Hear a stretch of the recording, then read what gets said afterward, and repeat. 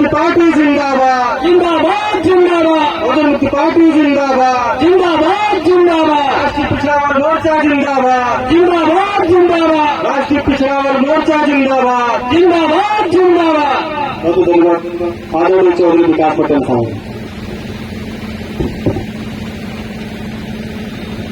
धन्यवाद संचालक जी। मंच पर उपस्थित तमाम सम्मानित अतिथि एवं वक्ता साथियों और सामने बैठे हुए घोसी विधानसभा से कोने कोने से आए हुए साथियों आज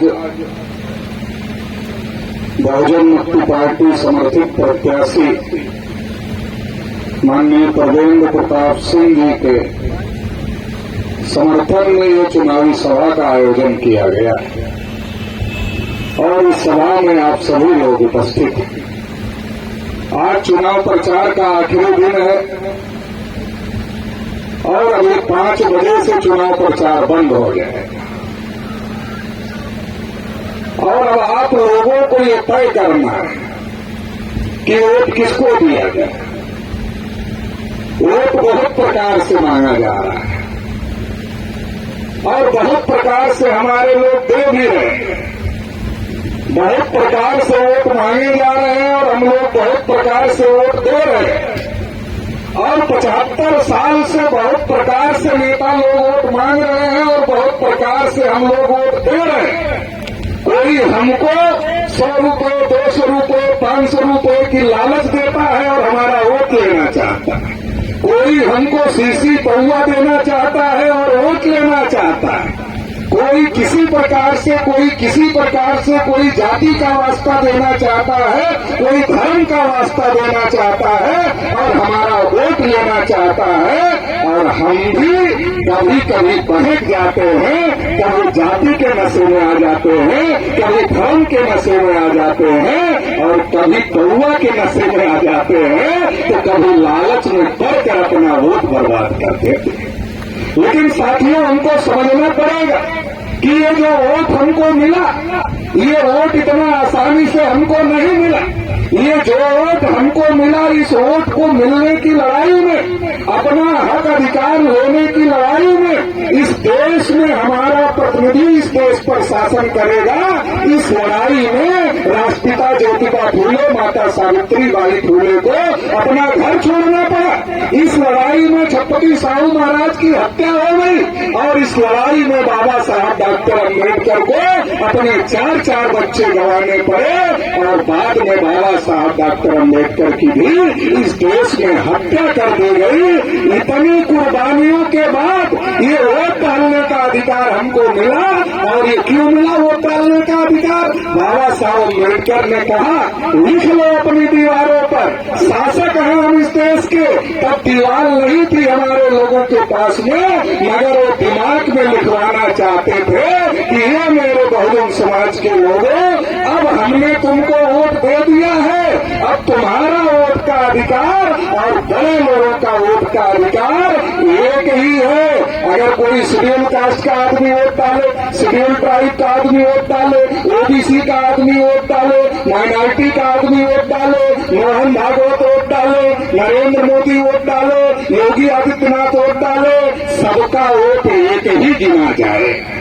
जब सबका वोट एक ही गिना जाएगा तो बाबा साहब डॉक्टर अम्बेडकर ने कहा, अरे संख्या तो तुम्हारी ज्यादा है, तुम लिख लो कि तुम्हें इस देश में शासन करती जमात बनना है। लेकिन हमारे लोग समझ नहीं पाए, आज हमारे लोग समझ नहीं पाए तो बाबा साहब का फोटो लगाते आरएसएस बीजेपी के लोग, बाबा साहब की जयंतियां मनाते आरएसएस बीजेपी के लोग और बाबा साहब का जय भीम का नारा भी हमारे गली मोहल्ले में आते हैं और लगाने का भी काम करते हैं आरएसएस बीजेपी के लोग। ये सब करने का काम करते हैं, लेकिन कहते हैं हम तो शासन करती जमात बन ही गए हैं, अब तुम राशन लेती जमात बने रहो, तुम राशन में खुश और हम शासन में खुश। तो बाबा साहब तो कह रहे थे तुम शासक बन जाओ, शासन करती जमात बन जाओ। अब जो शासक बन जाएगा उसे राशन मांगने की जरूरत नहीं पड़ेगी, वो राशन देने वाला हो जाएगा। जाएगा, लेकिन हमारे लोगों को समझाया जा रहा है नहीं, तुम रहो राशन पर और हम रहेंगे शासन पर। तो ये जो षड्यंत्र देश में चल रहा है, इस षड्यंत्र को समझने की जरूरत है और इसका मुंहतोड़ जवाब देने की जरूरत है। देखिए, देश की हालत परिस्थिति बहुत ज्यादा खराब हो गई है। 5 साल हमको कोई नहीं पूछता है, लेकिन जब इलेक्शन आता है तब हमारा पैर किधर है ये ढूंढा जाता है कि भैया पैर पकड़ो, नहीं तो वोट नहीं मिलेगा। तब जय भीम बोला जाता है हमारी गली मोहल्ले में आकर के। फिर अगले पिछड़े की बात होती है तो जो पियरका गमछा वाले चाचा जी, पियरका गमछा वाले चाचा जी को तो घोसी के लोग जानते ही है। जो पियरका गमछा वाले चाचा जी हैं, जब उधर रहते हैं तो कहते हैं जनगणना होनी चाहिए, और जब इधर आते हैं कहते जनगणना नहीं होनी चाहिए। अब इधर नहीं होनी चाहिए, उधर होनी चाहिए। उधर जब इधर रहते हैं तो जाति जनगणना बीजेपी ने नहीं कराया, पिछड़ा वोट कैसे देगा। अब इधर चले आए बीजेपी की तरफ, अब कह रहे हैं नहीं वो गलत। तो जो ऐसे लोग हैं इनसे थोड़ा जाति धर्म के नाम पर जो हमारा वोट लूटने का काम कर रहे हैं, उनसे थोड़ा सतर्क रहो। अभी एक पार्टी है भारतीय जनता पार्टी, जिसका राज देश पर चल रहा है। आजादी के 75 साल में देश में जानवरों की गिनती हुई, कुत्तों की गिनती हुई, और जब देश में शेर बाघ चीते कम हो गए तो प्रधानमंत्री जी चिंतित हुए, विदेश गए और विदेश से लाकर चीते भारत के जंगलों में छोड़ दिए। अब ओबीसी इतने हैं, 52% तो 1931 में थे, आज कितने हैं बताओ। मोदी जी कितने हैं बताओ, योगी जी कितने हैं। तो इसकी चिंता न मोदी जी को है न योगी जी को है, क्योंकि इनके गुरु भागवत जी ने कहा गिनती मत करना पिछड़ों की, पिछड़ों को अधिकार मिल जाएगा तो ये शासक बन जाएंगे। अरे इन्हें शासक नहीं बनाना है तो पिछड़ों की गिनती नहीं हो रही है, पिछड़ों को उनका हक अधिकार नहीं मिल रहा है। शेड्यूल कास्ट के लोगों के ऊपर कहीं मूंछ रखने की वजह से पिटाई हो रही है, कहीं घोड़ी पर चढ़ने की वजह से पिटाई हो रही है, कहीं जय भीम बोलने की वजह से हत्या हो रही है। हालत तो यहाँ तक खराब है, मुंह में पेशाब तक कर दिया जा रहा है। इस दिशा में देश पहुंच गया है। मणिपुर में महिलाओं के साथ किस प्रकार का नंगा नाच हुआ और हो रहा है, देश में किसी से भी छुपा नहीं है किस प्रकार की परिस्थितियां देश में हो गई है। मोदी का एक सलाहकार है, उसने लिख दिया कि संविधान तो बदला जा सकता है, बदला नहीं जा सकता है, इसको हटाकर नया संविधान लागू किया जा सकता है। अब बताओ, जब संविधान नहीं लागू था तो हमारे लोग चारपाई पर नहीं बैठ पाते थे, जो चारपाई पर नहीं बैठ पाते थे, आज वो बड़े बड़े लोगों के घर के सामने जो ऐसी 4 चक्के गाड़ियों से जाते हैं तो धूल उड़ती है उनके घर के सामने।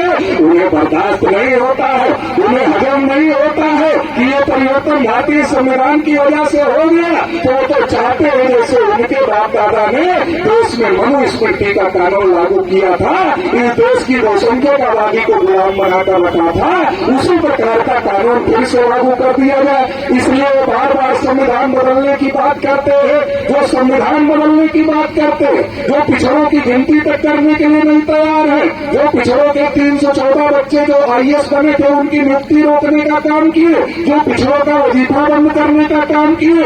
अकेले उत्तर प्रदेश में, उत्तर प्रदेश का बता रहा हूँ, आप लोगों के ही बच्चे पढ़ते होंगे, 6 लाख ओबीसी के बच्चों का वजीफा रोक कर रखा हुआ है। पिछड़ा वर्ग मंत्री एक कश्यप जी है, उनको मीडिया वालों ने पूछ लिया, अरे भाई ये पिछड़ों का वजीफा क्यों बंद करके रखे हुए हो? कहा पैसा नहीं है।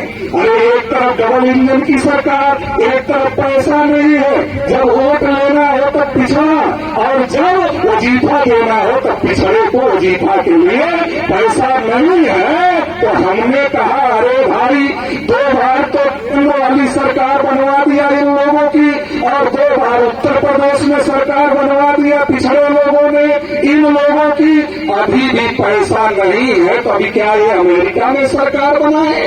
तब हम लोगों को बजट देंगे, तब हमारे वजीफा के लिए पैसा देंगे। तो अमेरिका में तो इनकी सरकार बनने वाली नहीं है, यहाँ से भी विदाई तय है, यहाँ से भी विदाई तय है। अमेरिका का छोड़ो, यहाँ से भी विदाई तय है। तो पिछड़े वर्ग के लोगों को समझने की जरूरत है।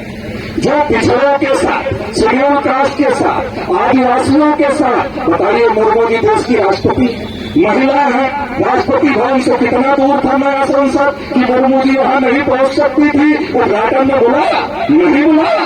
क्यों नहीं बुलाया भाई? देश की सर्वोपरि सबसे बड़े पद पर है मुर्मू जी, महिला है और सबसे बड़े पद पर बैठी हुई है, क्यों नहीं बुलाया? मंदिर का वीडियो आया कि मंदिर के अंदर नहीं जाने दिया। आज भी देश में ये स्थिति बनी हुई है और घोषे में आकर वो लोग क्या कहते हैं, नहीं अगला पिछड़ा। पीर के गमछा वाले चाचा भी कह रहे हैं अगला पिछड़ा है, अगला पिछड़ा है। अरे तुम्हारी पार्टी तो पिछड़ों का सबसे ज्यादा सत्यानाश कर रही है और तुम कह रहे हो लड़ाई अगला पिछड़ा है। अगला पिछड़ा कैसे? तुम्हारा कैंडिडेट पिछड़ा और पार्टी किसकी? अगड़े की। कैंडिडेट पिछड़े का, पार्टी किसकी? अगड़े की। तो बताओ, पार्टी बड़ी होती है, कैंडिडेट बड़ा होता है। पार्टी बड़ी होती, कैंडिडेट बड़ा होता है। कोई पिछड़े वाला कैंडिडेट अगर पार्टी के बराबर नहीं चाहेगा और आपकी आवाज उठा दिया, दोबारा टिकट मिलेगा? पार्टी में रखेगी? अरे पार्टी बड़ी होती है, कैंडिडेट बड़ा नहीं होता है। तो अगड़ों की पार्टी जो हमारा सत्यानाश कर रही है, वो कह रहे हैं अगड़ा पिछड़ा हो गया, अगड़ा पिछड़ा हो गया, अगड़ा पिछड़ा हो गया। अगड़ा पिछड़ा कैसे हो गया? कैंडिडेट तुम्हारा है, तो जो तुम्हारा कैंडिडेट है वो कितना दिन विधानसभा में बोला था जो पिछली बार विधायक था ओबीसी के हक अधिकार के लिए? नहीं बोला। अगर तब नहीं बोला तो अब कैसे बोलेगा? उसको कभी इधर कभी उधर, कभी इधर। घड़ी का पेंडुलम देखा? पहले पेंडुलम वाली घड़ी होती थी, ऐसे ऐसे घूमती रहती थी। जैसे पेंडुलम वाली घड़ी होती थी वैसे आपका भाजपा का प्रत्याशी है, कभी इधर कभी उधर, कभी इधर कभी उधर। और ऐसे पीर के चाचा, पीर के गमछा वाले चाचा भी ऐसे हैं, कभी इधर कभी उधर।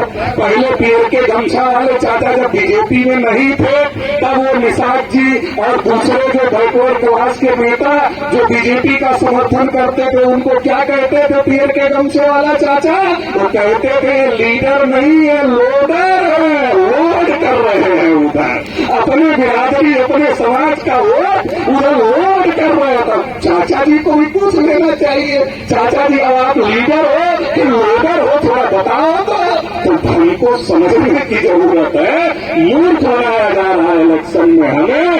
पिछड़ों का सत्यानाश, शेड्यूल कास्ट का सत्यानाश, शेड्यूल ट्राइब का सत्यानाश और महिलाओं का सत्यानाश। किसानों को उनकी फसल की कीमत देने के लिए सरकार तैयार नहीं। नौजवान बीटेक एमटेक करके घूम रहे, बड़ी बड़ी डिग्री बीए एमए करके घूम रहे, बीएससी करके घूम रहे, बीएड करके घूम रहे हैं। यूपी में नौकरी का फार्म नहीं है, बिहार सरकार ने निकाला तो बेचारे बच्चे यहां से भागते भागते भागते भागते बिहार गए। आप लोगों के भी गांव मोहल्ले से गए हो। अगर यूपी में नौकरी मिल जाती तो बिहार किस लिए जाते? तो नौजवानों की हालत खराब है, महिलाओं की हालत खराब है, किसानों की हालत खराब है। अरे तो हालत किसकी ठीक है? अब उनको पता है कि विकास उकास तो मंच की बात है, तो ऊपर ऊपर कह रहे हैं विकास किया विकास किया और अंदर अंदर क्या कह रहे? अरे हमारी बिरादरी की इज्जत का सवाल है, वोट दे देना। ऊपर कह रहे हैं विकास किया, अंदर कह रहे हैं बिरादरी की इज्जत का मामला, वोट दे देना। धर्म के नाम पर दे देना, जाति के नाम पर दे देना। तो 75 साल से तो दे, इससे कौन सी समस्या का समाधान हो गया? इसलिए अब हम लोगों को समझने की जरूरत है कि ये जो जाति धर्म भाषा क्षेत्र के नाम पर जो हम लोगों से वोट मांगा जा रहा है, कुछ लोग क्या कह रहे? अरे वो बाहरी है, वो बाहरी है, वो यहाँ का है, वो वहाँ का है। अरे जब बाबा साहब अम्बेडकर ने लिख दिया कि इस देश में किसी के साथ जाति के आधार पर, धर्म के आधार पर, भाषा के आधार पर, क्षेत्र के आधार पर, लिंग के आधार पर, जन्म स्थान के आधार पर किसी के साथ भेदभाव नहीं किया जाएगा। पूरे उत्तर प्रदेश में जो कहीं भी पैदा हुआ, उत्तर प्रदेश की किसी विधानसभा से चुनाव लड़ सकता है कि ये जो बाहरी देश और यहाँ का मामला खड़ा कर रहे हैं ये बाबा साहब के संविधान के समर्थन में है कि विरोध में है? ये कैसे लोग हैं जो नए नए अम्बेडकरवादी बन रहे हैं? कुछ लोग नए नए अम्बेडकरवादी बन रहे हैं, अभी सीख रहे हैं धीरे धीरे अम्बेडकरवाद की बात करना। और नए नए अम्बेडकरवादी बनते बनते ऐसे आदमी को टिकट दे दिया जिसने खुद ही बाबा साहब का अपमान किया। अब बताओ वोट कैसे दिया जाए? अब तुम नए नए अम्बेडकरवादी और ऊपर से टिकट ऐसे आदमी को दे दिया जिसने बाबा साहब का अपमान किया, तो बताओ वोट कैसे लोगे अम्बेडकरवादियों का? अम्बेडकरवादियों का वोट चाहिए, लेकिन टिकट अम्बेडकर विरोधी आदमी को दिया जाएगा, ये भी घोषित की जनता समझ रही है। इसलिए तो घबराए हुए इतनी गाड़ियां बढ़ के नेता क्यों घूम रहे?